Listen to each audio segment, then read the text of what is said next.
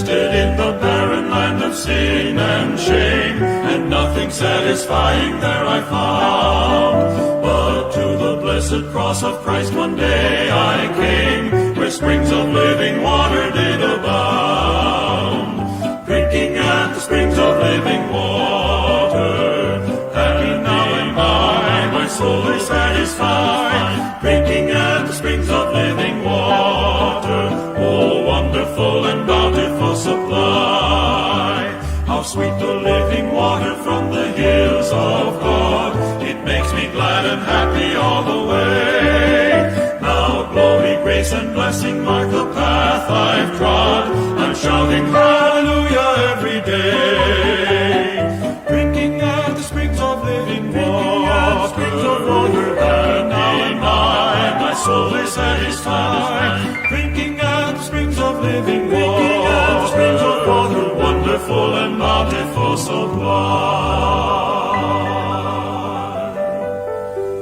Oh sinner, won't you come today to Calvary? A fountain there is flowing deep and wide. The Savior now invites you to the water free, where thirsting spirits can be satisfied. I am drinking at the springs of living water. Happy now am I, my soul is satisfied. I am drinking at the springs of living water. Oh, wonderful and bountiful supply. Oh, wonderful and bountiful supply.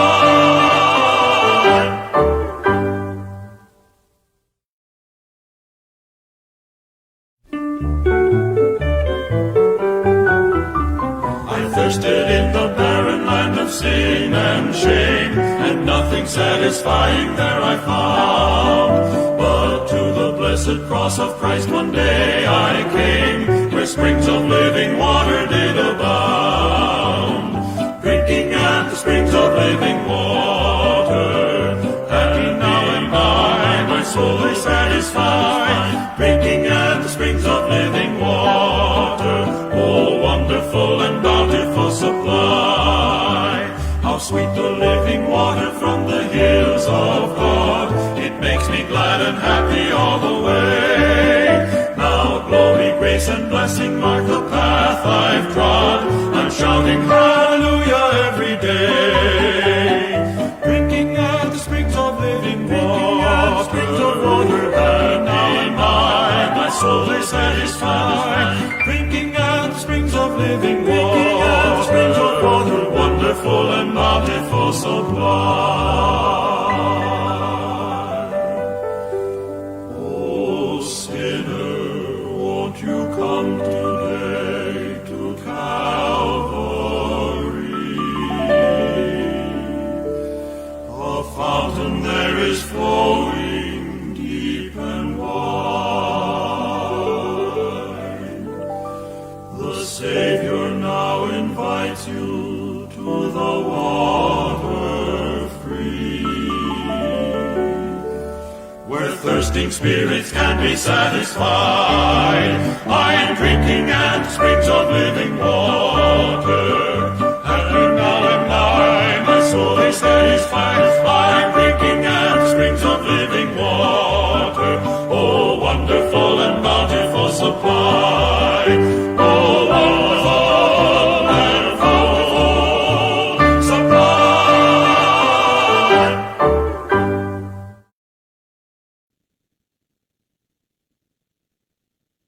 Magandang gabi po sa inyong lahat.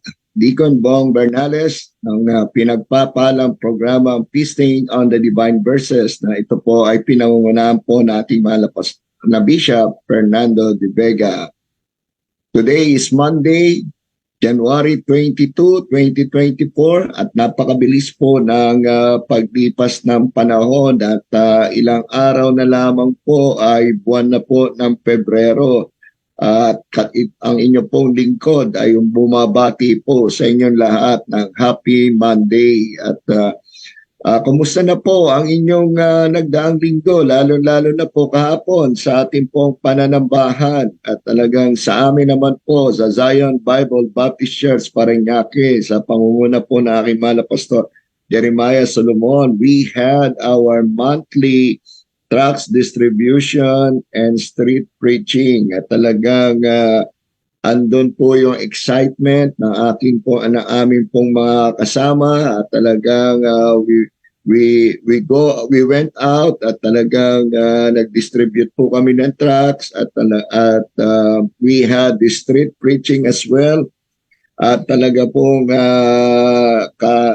I love the energy po kahapon at talagang yung kasiglahan, yung napakataas ng energy level, lalo-lalo na po sa preaching of the God's Word. At ganun din po, bukod po sa street preaching, meron po kaming one-on-one healing, yung one-on-one soul winning. At talagang bukod sa pinibigyan namin ng tracts, kinakausap na rin po namin at talagang nakakatuwa po. At sama-sama po, may mga bata, young and old, magkakasama po kami at nandun yung kasiglahan. We are so excited. Kaya nga po totoo yung kung gusto mo maging masaya, ikaw ay mag-soul win. Umayo ka, magbagi ka ng salita ng Diyos at tiyak po na ikaw ay makakamtan mo ang kasiyahan. And well, basically, that's the relevance of a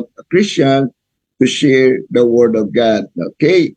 At sa ating pong pag-uusapan ngayong gabi ay napakaganda po ng paksa at talagang nakita yun na siguro sa ating cover page yung the discipline in blessings. At now let's have a quick shout out po sa atin pong mga masugid na taga-subaybay sa iba't ibang bahagi po ng mundo.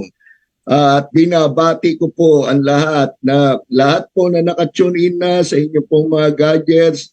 Good morning, good afternoon, and good evening. Saan man pong bahagi kayo ng mundo.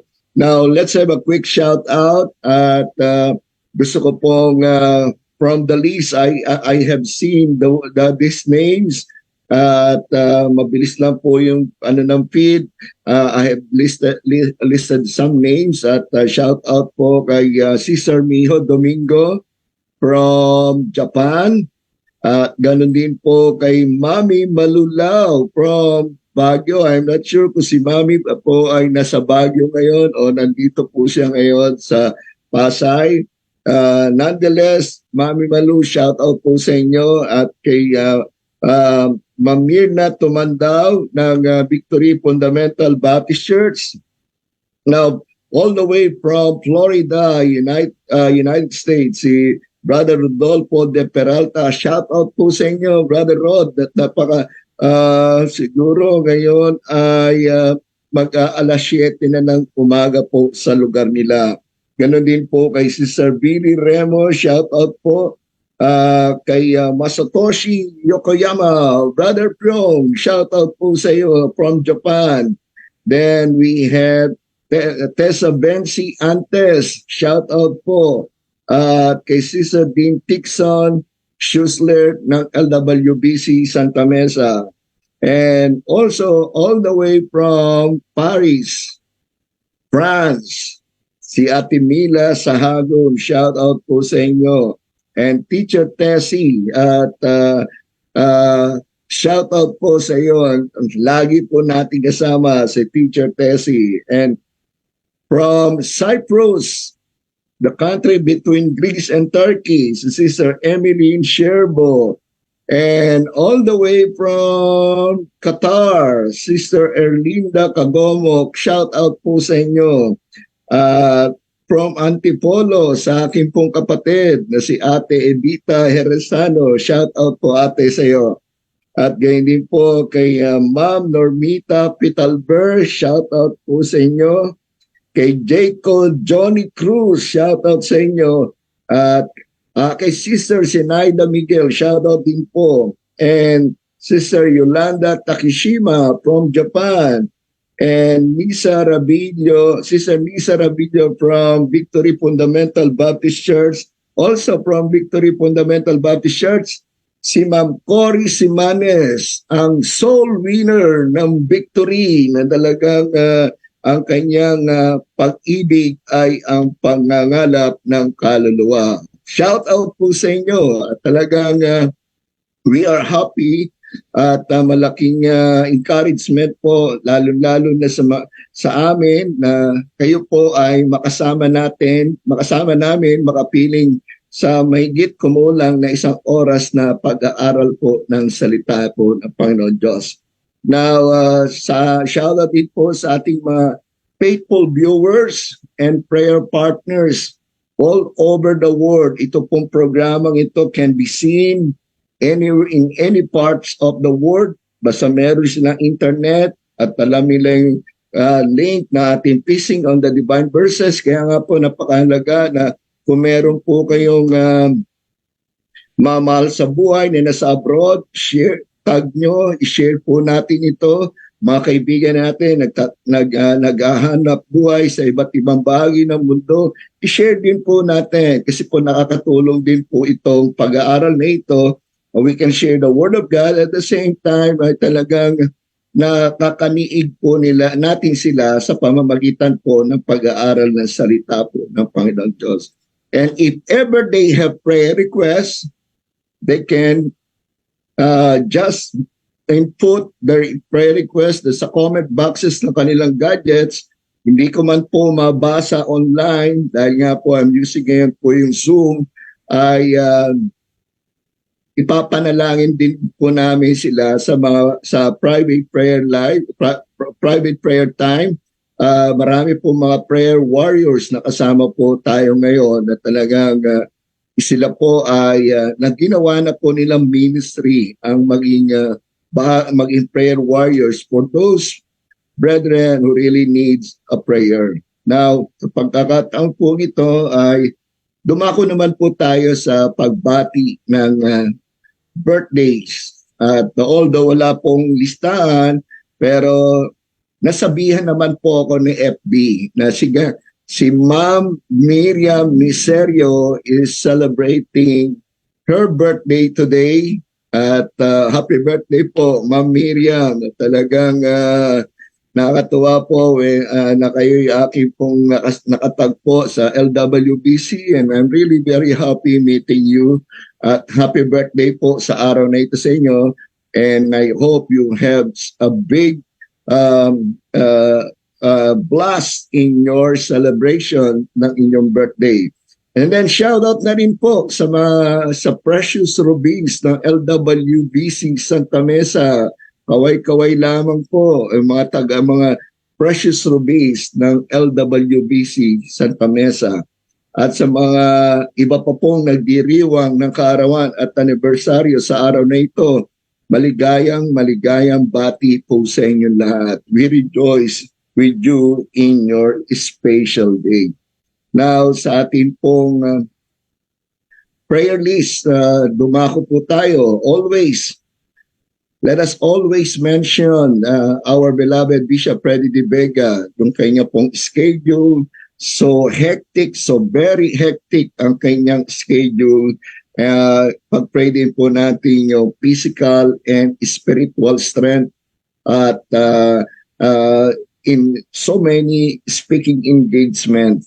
Grabe nga po is, I would say he was the most sought after preacher na talagang marami pong invitation from northern part of Luzon down to the southern part of Luzon. Talagang marami pong nag-iimbita sa kanya.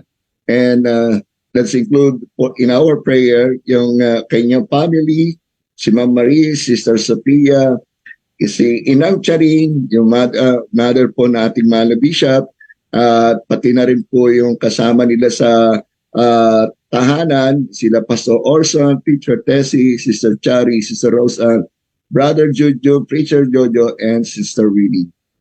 Kung nasaan man po kayo, ay why not join me in this time of prayer, in the spirit of prayer?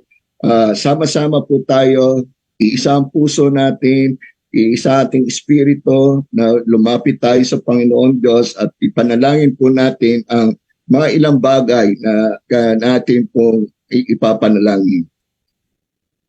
Our Father in Heaven, kami Panginoon ay lumalapit po sa iyo. Kinikilala namin, Panginoon, ang iyong kapangyarihan. Ikaw ang Diyos na dumidinig ng panalangin. At Panginoon, ikaw ay buhay. At kami po ay lumalapit sa iyo sa espiritu at katotohanan. Panginoon, sa pagkakataong to ay humihiling po kami ng kapatawaran at sa aming mga pagkukulang sa iyo, sa aming mga nagawa na isip at nasabi marahil, Panginoon, and we are really very sorry, Lord. At patawarin mo kami at linisin mo aming puso at maging karapat-dapat kami lumapit sa iyo, Panginoon. Sa pagkakataon pong ito, Panginoon, dinadalain ko po sa iyo ang aming mahal na Bishop, Fernando de Vega. Ikaw ang patuloy na mag-ingat sa kanya, saan man po siya pumaroon at ang pag-iingat at paggabay mo ay sumakay niya at patuloy mo siyang bigyan ng physical na kalakasan. Ganun din po yung spiritual strength and wisdom na kailangan niya as he preach your words sa iba't ibang bahagi po ng bansa at maaaring sa iba't bahagi rin po ng mundo. Panginoon, dinadalain ko rin po sa iyo, nilalapit ko po ang kanyang may bahay na si Ma'am Marie, sa kanilang anak, si Sister Sophia. Lord, I pray that you keep them safe, protect them, provide for their needs, and the wisdom, lagi po namin dinadalangin yung katalinuhan na gagaling sa iyo para po sa paghahanap buhay o sa pag-aaral man din po. Ngayon din po, Panginoon, ang si Inang Charing, ang patuloy na kalakasan at kagalingan, ang patuloy mo pong ipagkaloob sa kanya, Panginoon. Inadapit ko rin po sa iyo, Panginoon, si Pastor Orson, Teacher Tessie, Sister Chari, Sister Rose Ann, si Brother Junjun, Preacher Jordan, Sister Winnie, na ikaw, Panginoon, ang patuloy din po mag-ingat po sa kanila, sa lahat ng kanilang mga pupuntahan, at ikaw ang manguna at maggabay sa kanila. Patuloy mo silang bigyan ng wastong kalusugan, and also, Lord, provide for their needs as well, at gamitin mo sila, Panginoon, sa iba't ibang ministry na kanilang na iyong pinagkakatiwala po sa kanila. Panginoon, nilalapit din ko po sa iyo mga may karamdaman, Panginoon, na amin pong kapatiran na lagi po namin nilalapit sa iyo. Nihiling po namin ang kanilang kagalingan at yung ganun din po, Panginoon, ang yung subsistence, financial support sa kanilang provision for their medical needs. Alam po namin, Panginoon, na napakahirap na magkaroon ng karamdaman at lalong-lalo na in supporting the financial aspect of a kind of sickness, Panginoon. Nilapit po namin sa iyo si Ate Aida Amican, Panginoon, at ganun din, Panginoon, si Miss Abby Ramos Panacon and Brother si Raymond Olarte. Hindi po namin alam, Panginoon, ang kalagayan nila, pero pinagkakatiwala po namin sila sa iyo at ikaw patuloy na magpagaling sa nila. Ganun din si Miss Elenita Sibal, Panginoon. We pray for your guidance and healing on her. At yung i-comfort mo siya, Panginoon, ano po namin na sa ganitong kalagayan ay talagang ang kailangan nila ay yung kaaliwan na naggagaling sa iyo. Also, Lord, we pray for Brother Boy and Brother Boy Mata, ganun yung aming pong kaibigan sa New Jersey, si RJ Julian. Ikaw ang patuloy na magbigay, Panginoon, ng lubusang kagalingan, Panginoon, sa kanilang pong karamdaman at talagang yung mga ginagawang yung chemotherapy na ginagawa nila, Panginoon, ay makatulong po ito upang magbigay ng lubusang kagalingan po sa kanila. Ganon din po, Panginoon, nilalapit ko po sa iyo si Ate Mila Sahagun, si Sister Maricel Consina, Panginoon, na ikaw patuloy na magpagaling sa kanila, Panginoon. At ngayon din po, Panginoon, ay si Sister Erlinda Cagomo, Panginoon, she will be undergoing general check-up tomorrow. Lord, I pray yung favorable results ng kanyang check-up ay pagkaloob mo at walang masumpong anuman pong karamdaman, Panginoon. At din po, Panginoon, nilalapit ko po sa iyo ang mga kapatiran po namin na may mga businesses. Lord, I pray that you bless them. Gabayan mo po sila, bigyan mo po sila ng wisdom to make a business decision. And also, Lord, we pray na sawayin mo, Panginoon, ang mga kliyente na maaring manlamang sa kanila. Ilayo mo ang mga ganong klase ng tao sa business nila, Panginoon. Ngayon din po sa mga kapatiran namin nagtatrabaho, mga kakilala na nagtatrabaho sa ibang bansa, Panginoon, ang iyong pag-iingat at paggabay at yung pong kaaliwan din po. Alam po namin ang kalagayan ng paghahanap buhay sa ibang bansa, malayo sa feeling ng kanilang mahal sa buhay. Ang tangi lamang ang yung kaaliwan and comfort na nanggagaling sa iyo ang maaaring magbigay ng kasiglahan sa kanila. Lord, keep them safe, give them wisdom as well. And we pray for our country, Panginoon, ikaw ang patuloy na kumilos, yung pong mga elected officials ng bansang ito na ikaw po ang naglagay. At sila po ay maglingkod sa bayan na ito na uunahin po nila ang kapakanan ng sambayanan at hindi po yung kapakanan ng pansariling kanila, Panginoon. Lord, I pray that give them wisdom as well.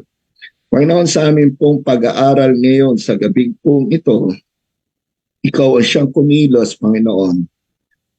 Pangunahan mo po ang iyong lingkod.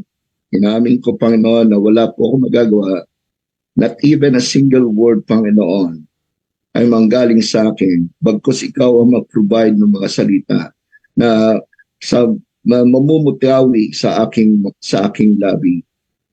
Puspusin mo po ng Banal na Espiritu ang iyong lingkod at naamin ko na wala akong magagawa kundi kita kasama, Panginoon. I pray for your guidance and for your mercy, O Lord. Handa mo ang puso't isipan ng mga manonood at makikinig at nasa gayon, Panginoon, ay masumpungan nila ang mensahe na nais mo na marinig nila. At ito rin po, ang mensahe ito, I pray that you bless the preaching of your word and bless the message tonight, Lord. Patawad sa aming mga pagkukulang at pagkakasala. Ito po aming dalangin sa matamis sa pangalan ng Panginoong Yesus. Amen at amen. Alright, tayo po ay magpapatuloy na sa ating pong pag-aaral na wag po natin kalilimutan. I-like and share po natin itong program na ito. If you have your gadget, like natin at o kaya it's either a thumbs up or a heart emoji and share po natin as many friends or loved ones as possible para makasama po natin sila sa pag-aaral po ng salita ng Panginoon Diyos. And katulad po na ating naging kaugalian, pag-araw ng Lunes, lagi po natin binabati ang bawat isa na Happy Monday. So you folks, greet everyone Happy Monday. Now, sa ating pong pag-aaral ay nais ko pong anyayahan kayo na buksan niyo po ang inyong mga banal na kasulatan kung kayo po ay meron, dala po ninyo sa Deuteronomy chapter 11 number 26. Isang talata lang po ang ating pambungad na pag-aaral. Gayunman sa ating pong sa mga susunod na ating pong panahon na ating pag-aaral, we're going to open several verses as well from the Bible. So in Deuteronomy chapter 11 verse 26, ang sabi po rito, "Behold, I set before you this day a blessing and a curse." So Ang title po ng ating pag-aaral ngayong gabi, The Discipline in Blessing. The Discipline in Blessing.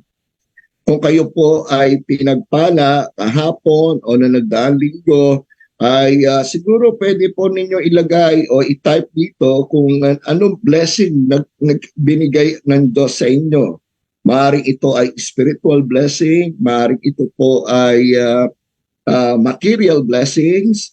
Pwede po nating i-type yan nang sa gayon ay mabatid naman po ng bawat isa na ang Panginoon Diyos na sinasamba po natin ay pinagpapala po tayo ng mga anak ng Diyos. Okay? So, ulitin ko po, Deuteronomy chapter 11 verse number 26, Behold, I set before you this day a blessing and a curse. Ating pong pag-aaralan o sesentro ang ating pag-aaral sa paksang siguro alam ng marami yung patungkol po sa pagpapala. Ang blessing po ayon po sa mga theologians ay isa raw po itong pagpapahayag ng isang mabuting hangarin at kaligayahan that is said na sinasabi sa kanyang kapwa. O maaaring ito naman po ay patungkol sa pagbibigay ng mga material na bagay saka na ibinigay ng isang tao sa kanyang kapwa. Na the God's original design in creation was for His creatures, including mankind, ay yung makaranas po ng kasaganaan, prosperity, peace, kapayapaan, at kapunuan, yung fulfillment. At ang ating nga pong talata o teksto, yung po sa Deuteronomy chapter 11 verse number 26 ay is the message of the Lord God to Moses. Ito po ay mensahe ng Panginoon Diyos kay Moses. At ito naman pong mensahe ito ay ipinayag naman ni Moses sa bansang Israel, sa nation Israel. This is the way of blessing. Ang Panginoon Diyos ay nabasa po natin, lalo-lalo po sa unang 5 aklat ng banal na kasulatan, yung tinatawag na Pentateuch, ay kung paano pinag-ingatan ng Panginoon Diyos ang nation Israel. Bagamat alam natin kung gaano katigas ang ulo ng ng nation Israel, ay ganun pa mga naging merciful ng Panginoon Diyos at yung pag-iingat at pagpapala niya ay pinasagana pa rin niya sa nation Israel. Now, same thing for us. Ganyan pa man para po sa atin bilang mga mananampalataya, ang Panginoon Diyos ay napakabuti po sa atin. At ang nais po niya sa atin ay yung pagpalain po tayo na mas marami pa pong pagpapala. Kaya nga po, yung mensahe na pinagkalooan na binigay sa nation Israel sa Lumang Tipan is the same message given to us Christians by the same God that blessed the nation Israel. Ang Diyos ng nation Israel sa Lumang Tipan ay siya rin Diyos natin sa ating pong kapanahunan ngayon. Kaya nga po, God wants to bless His children. And the title of our Bible sharing tonight, sabi ko nga po kanina, is The Discipline in Blessing. Now siguro matatanong nyo, hindi ba pag sinabing discipline ay masasabi natin yung salitang discipline ay medyo isang very harsh, cruel or unkind words o maaaring sa ating wika, para pag sinabing discipline ay parang malupit na salita po ito. Dahil nga po siguro ang discipline ay mga hulugan na it means punishment to correct disobedience. Pag mayroong nagkulang, nagkasala, dinidisiplina. Ganon ang gamit sa pagkakahulugan sa salitang iyon. Meron sa ibang banda naman po, sa isang banda, on the other hand, ang salitang discipline ay may mean a training or practice. Pag sinabing discipline is a way of parang pagsasanay. of making people follow some sort of behavior. Now, let me explain para maunawaan natin. Ito pong kahulugan na ito po yung itinutukoy ko sa ating title na Discipline in Blessing. Ang sabi nga po ng ating pong ng kahulugan na ito is when you say discipline, on the other hand, may mean a training or practice or pagsasanay of making people, parang isang tao ay sumunod sa isang pag-uugali. Now, let me explain. Let me give an example. Kung meron po tayong, like for example, medyo bumibigat na yung ating timbang, medyo nagiging balusog na tayo, then we realize na gusto natin ibalik yung dating sukat na ating katawan at sukat na ating timbang na ang tinatawag na diet. Yan, diet.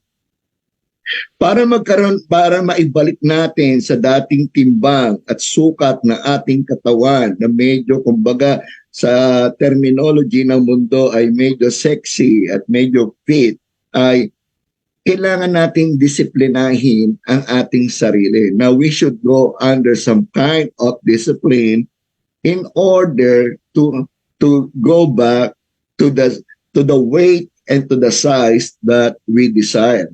So, sabi nga po, ang gagawin natin ay didisiplinahin natin, magda-diet tayo, babawasan natin yung carbohydrate, yung carbo na atin pong tinitake. Like for example, kung tayo noon ay kumakain ng kanin na nagse-second serving tayo, na because of the discipline, the training that we need to undergo is that in a day ay binabawasan po natin, maaring siguro 1 cup o half cup o depende kung hanggang saan natin kaya. Hindi na tayo magtitake ng maraming mga carbs in order for us to reduce our weight and go back to the desired size na gusto po natin. Yun po yung disiplina na gusto ko pong gamitin dun sa ating pong title na The Discipline in Blessing. In order for God to bless us, we need the kind of discipline. When you say discipline, it is a controlled behavior. Yung po bang yung mga pag-uugali mo ay susupilin mo ng konti. And in Christian life, makikita po natin na yung disiplina na aking tinutukoy is that to make the first step or the first move by faith. That's the discipline. I would like you to know na sa ating buhay, sa ating pag-ipag-ugnayan sa Panginoon Diyos, ay dapat ay tayo sa mga pagkakataon, kailangan pumili tayo. Let's do the first step. Now, marami pong talata sa banal na kasulatan na isinulat po para po sa ating mga anak ng Diyos. At mapapansin po natin sa mga talatang iyon, bago pagpalain ng Diyos ang kanyang mga anak, kailangan munang unang kumilos ang kanyang anak. Sabi nga, the first move must be made by his children. Now, I have with me 3 familiar verses, tatlong talata lamang po ito. At I hope na mamimit natin yung 1 hour na ating pag-aaral. I have with me 3 familiar verses from the Bible na nagtuturo po kung paano natin didisiplinahin ang ating buhay pananampalataya. Nang sa gayon, ay tayo naman po ay pagpalain. Now, we can learn a lot from these verses, and we will be reminded on how God can bless us. Ako po ay naniniwala na ang bawat mananampalataya ay ninanais natin na pagpalain po tayo ng Panginoon Diyos. Kaya nga po, ang sabi nga po sa ating pambungad na talata, "Behold, I set before you this day a blessing and a curse. If given the choice, a blessing or a curse, pagpapala o sumpa, ako po ay naniniwala na pipiliin ng bawat mananampalataya ang pagpapala at hindi ang sumpa." Now let me go to discipline number 1. The first discipline can be found in Matthew chapter 6 verse number 33. Marami pong nakakaalam na nito, nakaka-memorize na po nito. Marahil talaga immerse sa kanilang buhay ang Matthew chapter 6 verse 33. Ang sabi nga po doon, "But seek you first the kingdom of God and His righteousness, and all these things shall be added unto you." Now look, discipline number 1 is choose or seek God first. Please take note of the word first in Matthew chapter 6 verse 33. The Bible says, "But seek you first." It is very important that we need to put God first in everything. Sa buhay natin, nais po ng Panginoon Diyos na siya ang una po sa atin. Napakasimple. At sasabihin pa natin na napakalinaw po na sinabi ng banal na kasulatan, "But seek you first." Hanapin mo muna ang kaharian ng Diyos at ang kanyang kaluwalhatian. Now the Bible says in Matthew chapter 6 verse 33, it does not say, "But seek you later." But very clear, the Bible says, "But seek you first the kingdom of God." The Bible is very clear that we need to put God first in our priorities.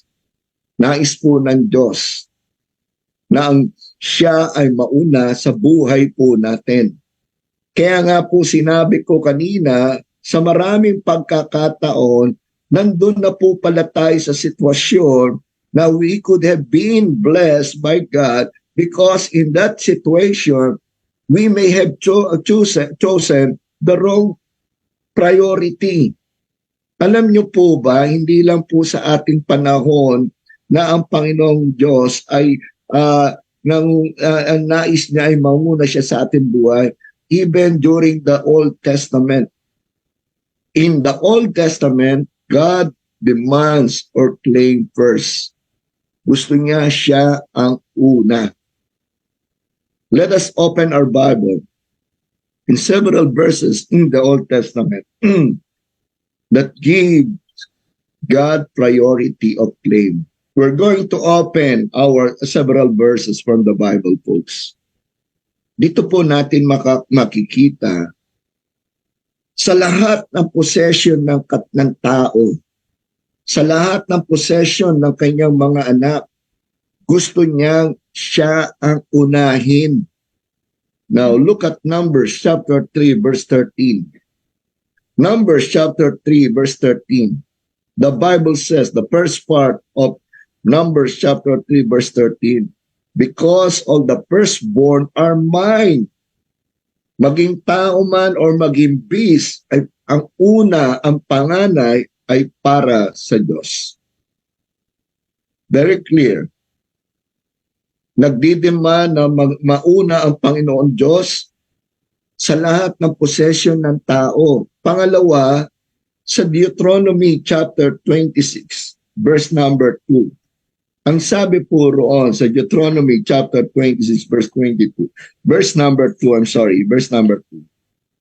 Ang sabi po doon, "That thou shalt take of the first of all the fruit of the earth, which thou shalt bring of thy land, that the Lord thy God hath given thee." Yung bunga ng masasabi nating puno, yung mga prutas na nagmula doon, na sa lupa na pinagkaloob ng Diyos para sa mga taong naroroon. Ang unang pag-ani ay para po sa Panginoon Diyos. Now in 1 King chapter 17 verse 13, this is one is very you know the story of this one. Remember yung the widow at Sarephat, nung dinala si Elijah ng Diyos, una doon sa sapa ng masasabi nating cherith, pinakain siya ng uwak, bread and flesh. Nung matuyo yung sapa, inutusan ng Panginoon Diyos si Elijah, pumunta ka doon sa Sarephat, merong balo doon, may widow doon na nainutusan ko at ikaw ay kanyang kakalingain. In 1 King chapter 17 verse 13. 1 King chapter 17 verse 13. And Elijah said unto her, fear not, go and do as thou hast said, but make me therefore, now look, listen to the succeeding words I'm gonna read, but make me therefore a little cake first, and bring it unto me, and after make for those and or thy son. Now, ano po ang mensahe ng talatang ito? God demand first. And look at in 1 King chapter 17 verse 13. Hindi po pag tayo ay nagbigay, mawawalan po tayo. Hindi po pag nagbigay tayo, lahat ibibigay po natin. Ang sabi nga po doon, a little cake first. From the remaining cake, kukuha lang po ng konti para sa lalaki ng Diyos, na inutos ng Diyos. And what it only shows, we need to put God first. We need to serve God first. We need to put God first in our priority.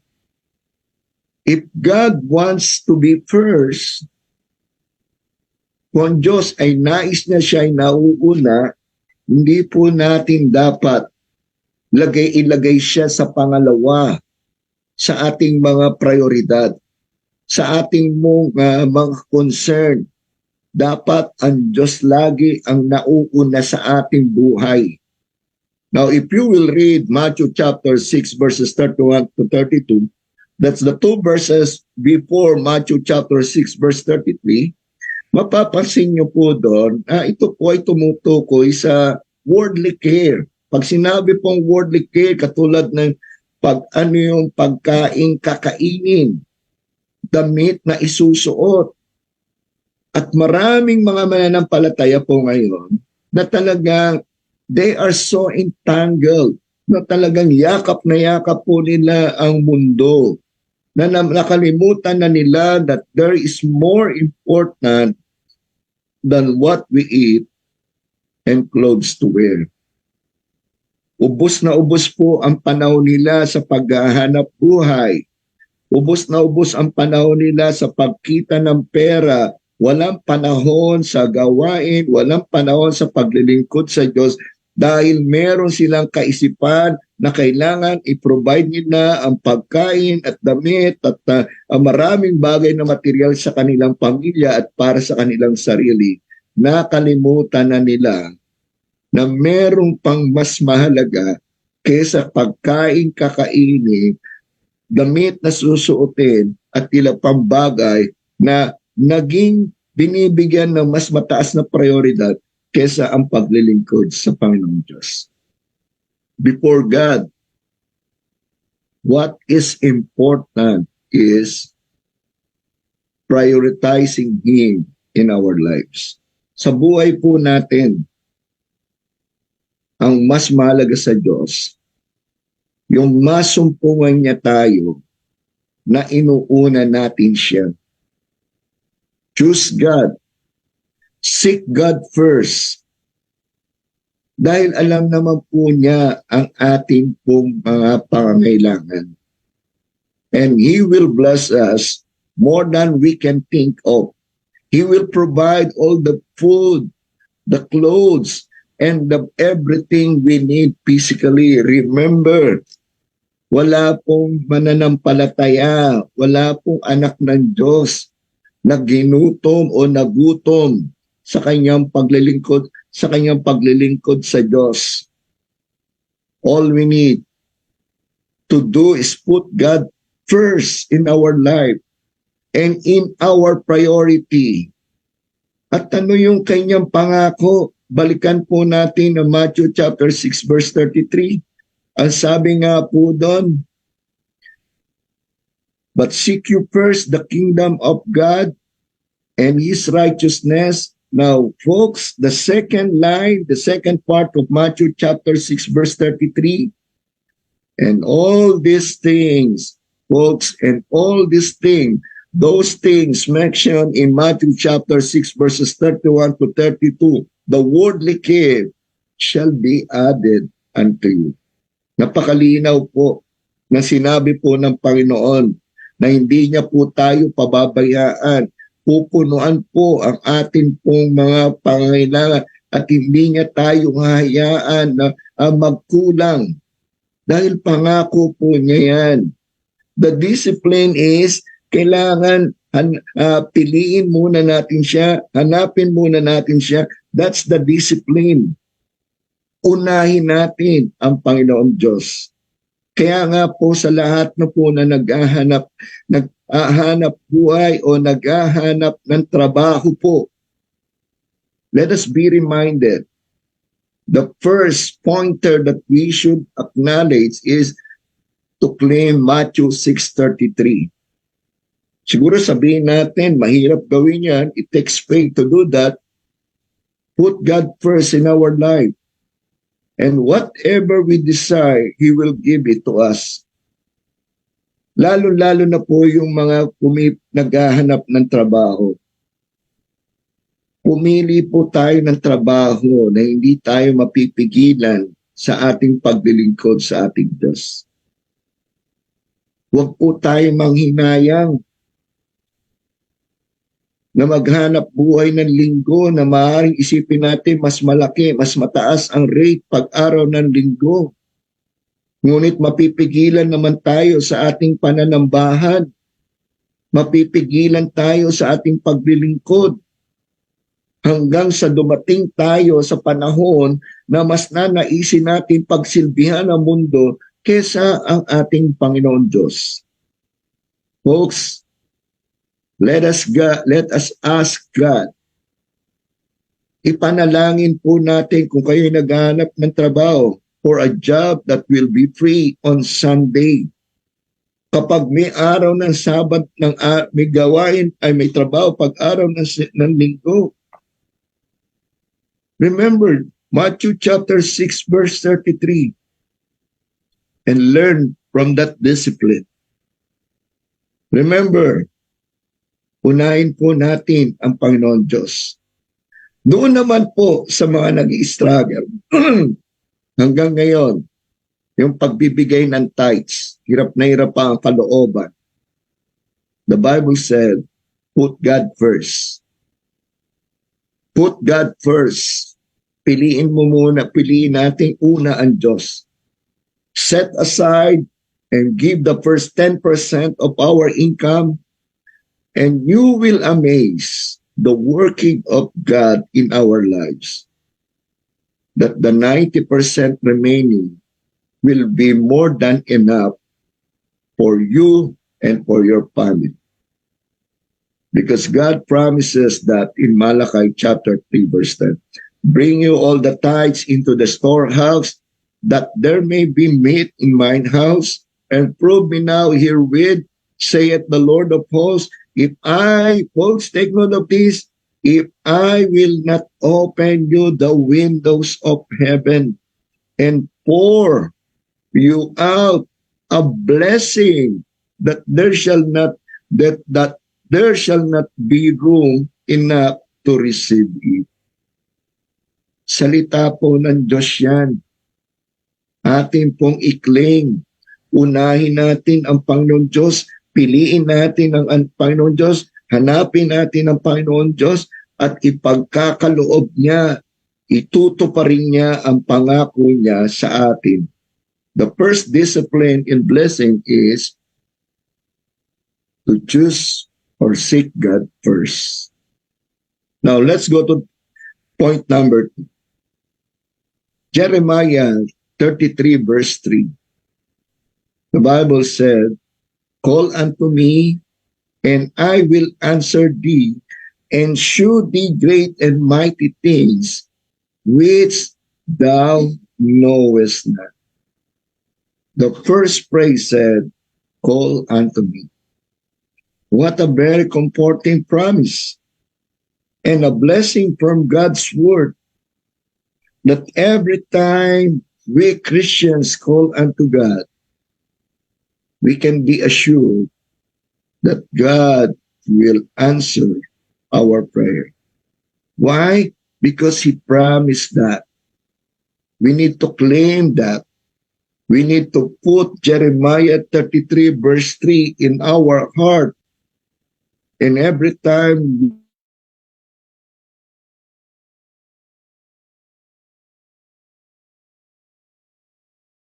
ng Diyos, dapat binabasa po natin para alam natin kung ano yung dapat nating hilingin sa Diyos para tuparin niya. And one of it is call unto God. Jeremiah 33 verse 3, that's the second discipline, call unto God. Minsan talagang very disappointing and frustrating. Pag tinatawag natin ang iba para sa tulong, but we do not receive any answer or reply. But for God, folks, when you call unto God, you will receive an answer. He is always there, faithful, listening to the supplication of His children, doing His will. The blessing here is in the second part of the verse that says, "And show thee great and mighty things which thou knowest." Ipakikita ng Diyos ang mga bagay na hindi natin kayang maunawaan. And I believe some have experienced that already. Sa ating mga kapatiran, nakaranas na ng marami na sa mga bagay na sitwasyon na talagang parang napabayaan na tayo, pero nung sinagot tayo ng Diyos, sobra-sobra ang pagsagot sa atin. Kaya nga po dito papasok yung masasabi nating blessing na siksik, liglig, at tumaapaw. He will not only answers our call, but He will show us great and mighty things na hindi natin kayang isipin, na hindi natin inaakala, at masasabi pa po natin na hindi tayo karapat-dapat sa pagpapalang yan. Folks, that makes us Christians overwhelmingly different from unbelievers. Kaya mapalad po tayo, mga mananampalataya, na ang ating Diyos, kapag pinagpala po tayo, sobra-sobra sa inaakala po natin. To the extent, folks, to the extent that we can say that we don't deserve these blessings. But God, iba ang magpala at mag-bless ang ating pong Diyos. Hindi dapat ang pagtawag sa ating Diyos sa pamamagitan ng panalangin, siya yung huli sa ating gagawin. Hindi po ba maraming ganyan sitwasyon sa buhay natin? Nalagay tayo sa alanganin, pinipilit nating ayusin ayon sa ating kakayahan, nakalimutan na natin na tumawag muna sa Panginoon Diyos nang sa gayon ay tulungan niya tayo. Ang ating ginagawa, pag hindi na natin kaya ang sitwasyon, saka tayo tatawag. Folks, what does the Bible says? Call unto me. Ang pagtawag sa ating Diyos ay dapat una sa lahat ng panahon. Nararapat na tayo ay tumawag. Pag tayo nagpapasalamat, tumawag tayo sa Panginoon Diyos. Kung tayo ay mayroong pangangailangan, tumawag tayo sa Panginoon Diyos. Kung tayo ay may problema, tumawag tayo sa Panginoon Diyos. Gusto po niya yun. Hindi niya po tayo tatalikuran. The Bible says, call unto me, and I will answer thee, and show thee great and mighty things, which thou knowest not. The first discipline in blessing is choose or seek God first. For you to be blessed, unahin natin ang Panginoon Diyos. The second discipline in blessing is call unto God. Tumawag ka. Tumawag ka nang sa gayon ay pagpalain ka. Now the last discipline is in Matthew chapter 11 verse number 20. Ito ang pinaka-sweet. Ito yung pinaka-masaya. Or ito yung masasabi nating talagang nararapat lamang nating gawin. Ang sabi sa Matthew chapter 11:28, come unto me, all you that labor and are heavy laden, and I will give you rest. Wow. Come unto me. The third discipline is come to God. Huwag ka nang pumunta kung saan-saan pa. Lumapit ka sa Panginoon Diyos. It is easy to be a Christian, folks, but very difficult to act like one. Maraming pagkakataon, we are tempted and we struggle para hindi tayo magkasala at or give in to the pressure of the world. Yung physical and mental being natin, we are so affected. Talaga masabi po natin, marahil siguro marami sa atin nakakaranas na talagang we cannot sleep. May mga pagkakataon na dumaan tayo na we overthink of many things. Yung mga nangyayari sa family natin, lalo kung magkalayo kayo ng lugar, yung relationship within the family to the point of breaking up, sa ating trabaho, the pressure of work, sa ating mga kapwa, kaopisina, kaeskwela, kaibigan, and we try to figure out how we can live up to the pressure without damaging our testimony as children of God. But folks, I want you to know, meron po tayong Diyos na nag-aalala po sa atin. We have a God who cares for us, and He is seeing, nakikita po niya kung paano tayo nag-i-struggle, especially on how we maintain our testimony as His children.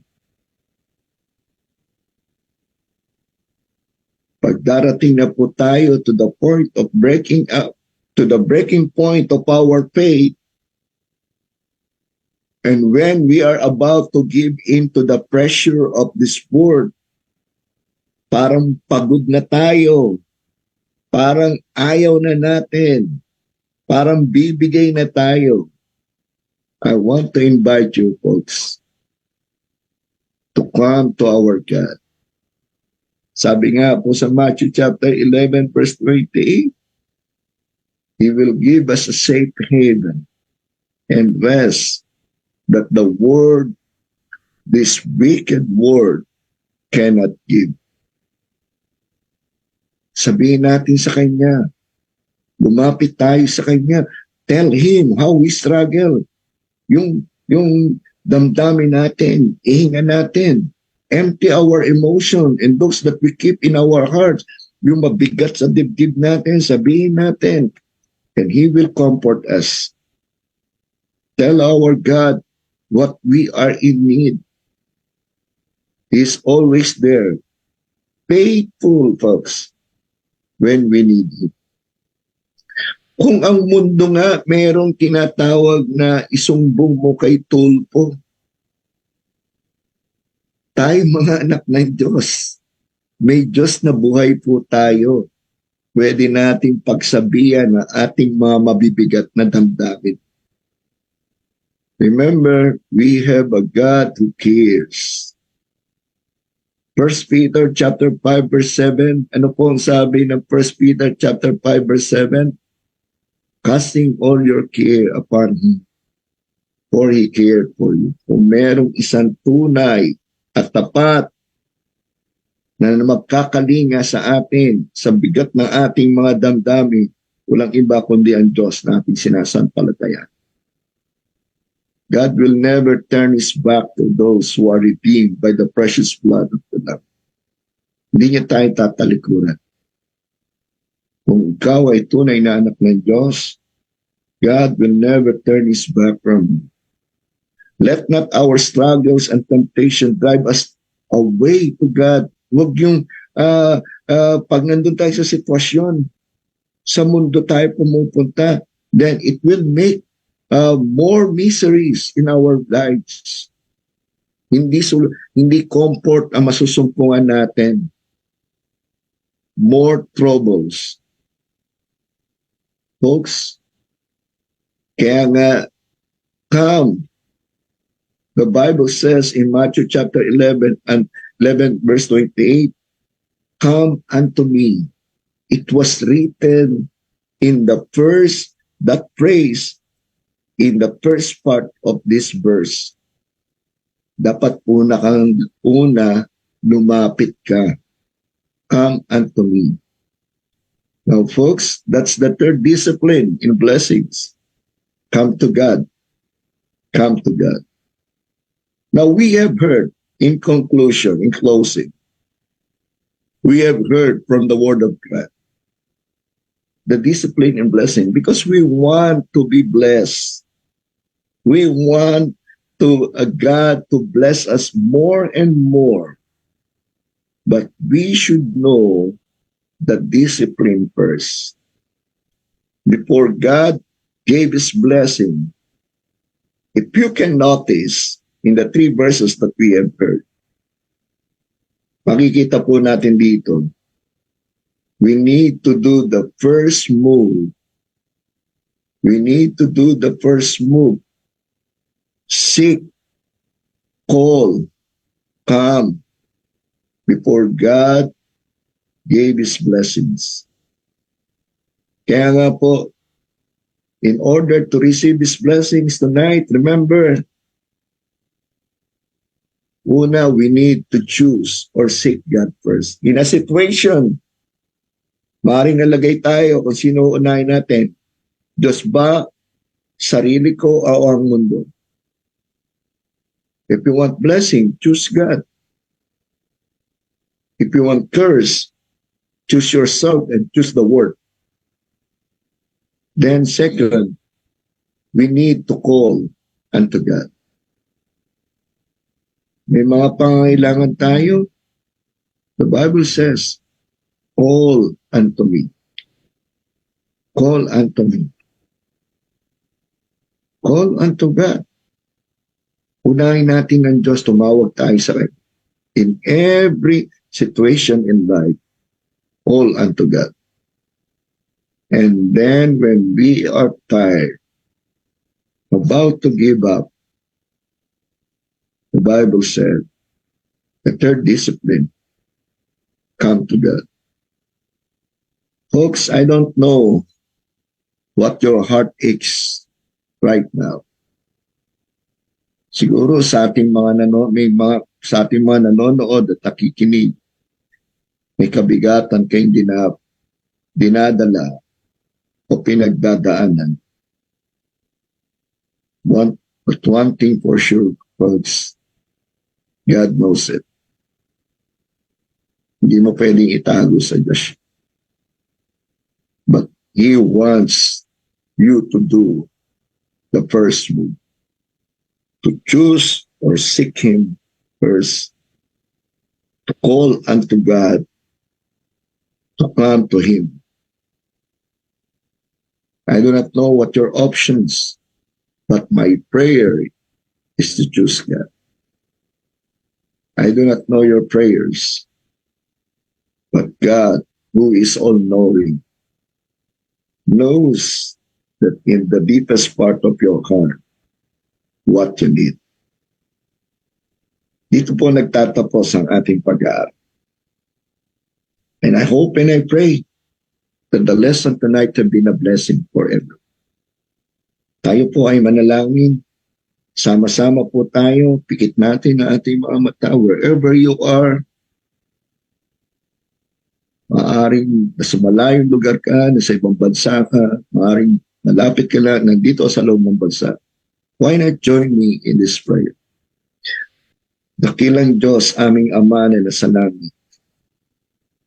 Salamat po, Panginoon, sa pangunguna at pagkabay mo sa aming pag-aaral. Salamat, Panginoon, through your words, nakita namin, Panginoon, kung paano mo kami pagpapalain, kung paano mo kami bubuhos ang iyong pagpapal. Lord, we are thankful. All we need to remember always, ikaw ang aming unahin, ikaw ang aming unahin sa aming priority sa buhay namin. Lagi kaming tumawag sa iyo. Unahin ka namin, Panginoon, sa pagtawag. At kami lumapit sa iyo na makasumpong ng kapayapaan. Maraming salamat po, Panginoon. Dalayan ko po, Panginoon, ang lahat na nanood at pakinig ay patuloy mong pagpalain. Ibigay mo, Panginoon, ang desire ng kanilang puso ayon sa iyong kalooban. Keep them safe, Lord, wherever they go. They may be in other parts of the world or they may be inside this country. Lord, I pray, keep them safe. Protect them and provide for their needs. Sa pangalan ng Panginoong Yesus, ito po ang dalangin. Amen. Ito po ang inyong lingkod, Deacon Bong Bernales, nagsasabing sa Diyos ang lahat ng kapurihan at kaluwalhatian. Lagi natin tatandaan, Matthew chapter 4, verse number 4, it is written, man shall not live by bread alone, but by every word that proceeded out of the mouth of God.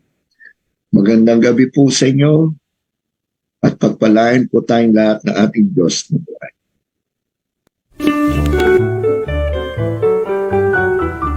I thirsted in the barren land of sin and shame, and nothing satisfying there I found.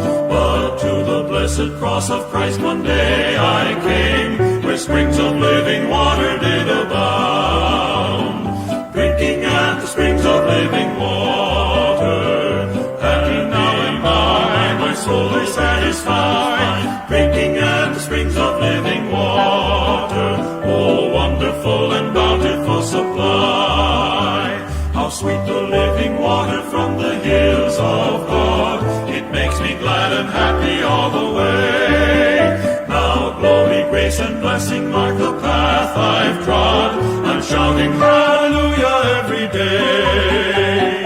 Drinking at the springs of living water, springs of water, and now my soul is satisfied. Drinking at the springs of living water, springs of water, wonderful and bountiful supply. Oh sinner, won't you come today to Calvary?